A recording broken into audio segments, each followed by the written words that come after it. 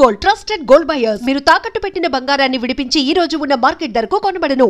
అంటే మీరు అనుకున్నట్టు ఒక పెద్ద సినిమా, పెద్ద డ్రీమ్ కాకపోయినా మీకు మల్టీ స్టార్ ఒక పెద్ద హీరోస్ మహేష్ బాబు గారు, రామ్ చరణ్, అల్లు అర్జున్ గారు, వీళ్ళందరి హీరోల్లో ఏదైనా ఒక మల్టీ స్టారర్ సినిమా ఎప్పుడు మీకు అవకాశం రాలేదంటే, ఎప్పుడు ఆఫర్ రాలేదా మల్టీ స్టారర్లో చేయాలని?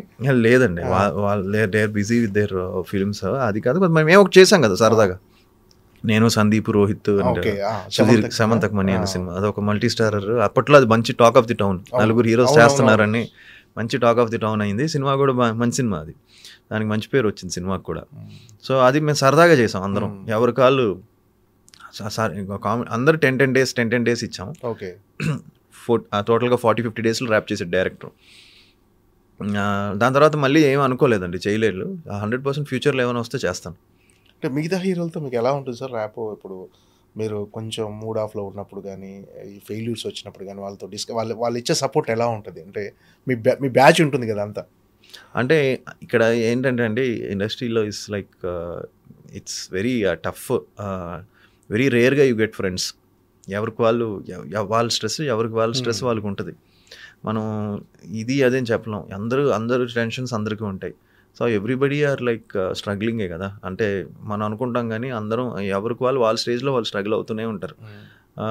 సో నాకు ట్రూగా 2-3 మంచి ఫ్రెండ్స్ ఉన్నారు. దేర్ గుడ్ బాగా అడ్వైస్ చేస్తారు. ఇలా ఏం పర్లేదు, నువ్వు చెయ్యి, నువ్వు యూ విల్ కమ్ బ్యాక్, నీకు మంచి ఒక్క సినిమా పడితే చాలు అని చెప్పేవాళ్ళు కొంతమంది ఉన్నారు.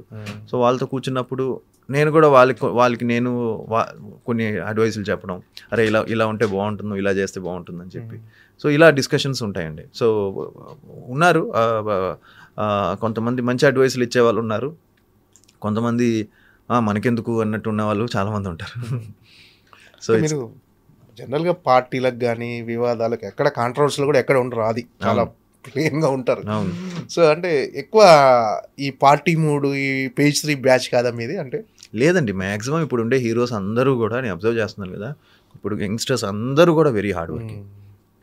ఎవ్వరు పార్టీలు చేసేసి నైట్ అంతా ఉండిపోయి అది ఒక రాంగ్ ఇదిలో ఉన్నారు. అసలు ఎవ్వరు లేరు అలాగా, వెరీ రేర్. ఇప్పుడు ఉండే వాళ్ళందరూ కూడా very hard working, very talented.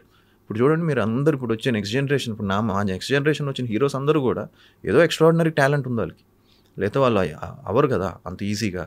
So అదేం లేదండి, పార్టీస్ అందరు ఎప్పుడో ఒకసారి సరదాగా నేను వెళ్తానండి. ఏదైనా ఒక ఫంక్షన్, బర్త్డే పార్టీ ఏదైనా ఉంటే వెళ్ళేసి విష్ చేసి 12 o'clock నా బేసిక్గా నా మ్యాక్సిమం నేను 1:32కి ఐఎమ్ డన్. ఇంకా 2 తర్వాత మన వల్ల అవ్వదు, జనరల్గానే డ్రాప్ అయిపోద్ది ఎనర్జీ.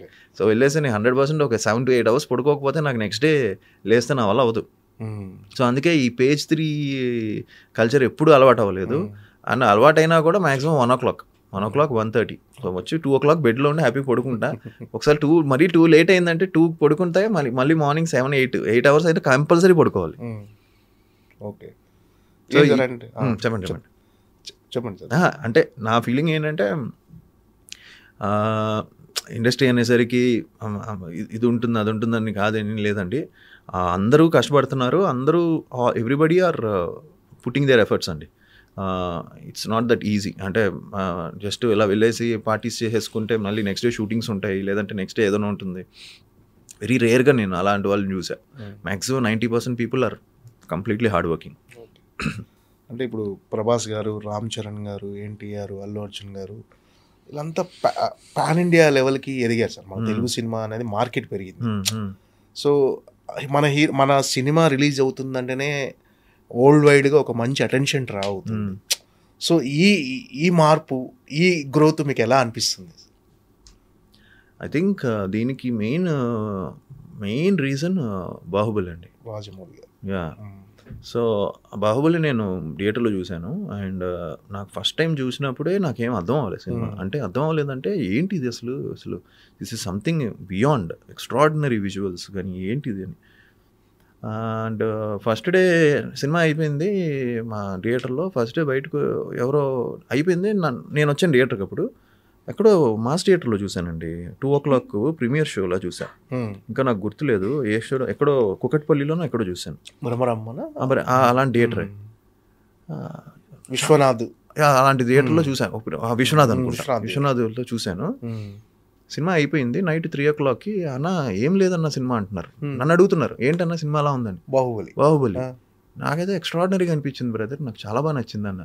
ఏదన్నా అసలు అని టాక్ వచ్చేసింది, అంటే చాలా నెగిటివ్ టాక్. హిందీలో చూస్తే పంబరేగిపోయిన టాక్, తమిళ్లో పంబరేగిపోయిన టాక్, తెలుగులో చాలా నెగిటివ్ టాక్ వచ్చింది. చాలామందికి అది అర్థం అవ్వాల, అబ్రప్ట్ ఎండింగ్ గానో లేకపోతే ఏంటో సంథింగ్.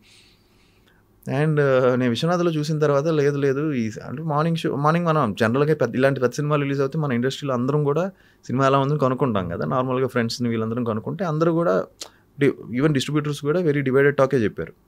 ఇది ఒక అద్భుతం కదా, ఇది డివైడెడ్ టాక్ ఏంటని చెప్పి, లేదు ఇది have to check it out again అని చెప్పి నేను ప్రసాద్స్కి వెళ్ళి PCXలో చూశాను సినిమా, ఐమాక్స్లో చూసినప్పుడు ఇంకా ఎక్స్ట్రాడినరీ స్పెన్ బోల్డ్. ఆ సౌండ్ డిజైన్, ఆ విజువల్స్, ఆ వాటర్ ఫాల్స్ కానీ ఇదంతా ఇట్స్ బియాండ్ తెలుగు సినిమా, ఇది ఎక్కడికో వెళ్ళిపోతుంది అనుకున్నాను, అలానే అయింది. So that change, Baahubali brought that change. ఇంకా అక్కడి నుంచి ఫాలోడ్ బై అదర్ ఫిలిమ్స్, మళ్ళీ RRR కానీ, అలానే పుష్ప కానీ, పుష్ప అల్లు అర్జున్ గారి పెర్ఫార్మెన్స్ కొత్తగా ఏం చెప్పక్కర్లే, ఎక్స్ట్రాడినరీ. అలానే ఇప్పుడు అన్ని ఇప్పుడు మనకి చాలా మంచి హనుమాన్, సో ఇలాంటి మనకి వస్తున్నాయి ఇప్పుడు, అంతా పాన్ ఇండియా ఫిల్మ్స్ మనకే వస్తున్నాయి. మనం స్టార్ట్ చేసిన దగ్గర తర్వాత KGF, కన్నడలో KGF వచ్చింది, అది ఒక సంచలనం సృష్టించింది. KGF తర్వాత మళ్ళీ వాళ్ళు కన్నడ వాళ్ళు కూడా వాళ్ళ స్టాండర్డ్స్ బాగా పెంచేశారు, వాళ్ళు పెరుగుతున్నాయి. మలయాళం సినిమాలు చూస్తున్నాం మనం, ఇలాగ అందరూ కూడా పాన్ ఇండియాలోకి వెళ్ళిపోతున్నారు అండ్ బాగా తీస్తున్నారు అండ్ ప్రేక్షకులు కూడా ఆదరిస్తున్నారు. So I think Baahubali brought that change and now we are continuing it. Lot of actors are following that path. అంటే కంటెంట్ స్పీక్స్ ఏదైనా అంతే. That was I think first of its kind. ఆ స్పాన్లో అంత ఎక్స్ట్రాడినరీ విజువల్స్తో కమర్షియల్ ఫిల్మ్ తీయడం అనేది మామూలు విషయం కాదు, and it became a classic. Okay sir, అంతా అవేగా వెళ్తుంది. శంబాల గురించి మాట్లాడుతున్నాం మళ్ళీ మధ్యలో.